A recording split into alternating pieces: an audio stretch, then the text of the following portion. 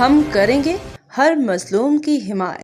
السلام علیکم، میں ہوں حرین فاطمہ اور آپ دیکھ رہے ہیں حمایتی نیوز HD چینل۔ نظر ڈالتے ہیں آج کی اہم خبروں پر۔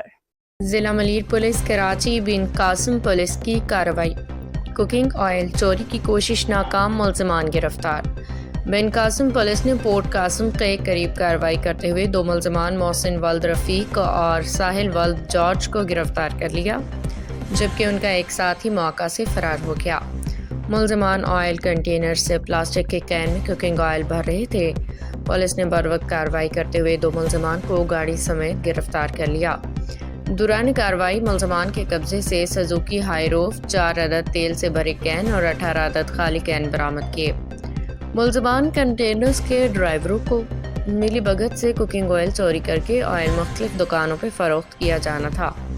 گرفتار ملزمان کے خلاف متعلقہ دفعات کے تحت مقدمہ درج کر لیا گیا ہے۔ مزید تفتیش جاری، جبکہ فرار ملزم کی گرفتاری کے لیے چھاپے ماری جا رہے ہیں۔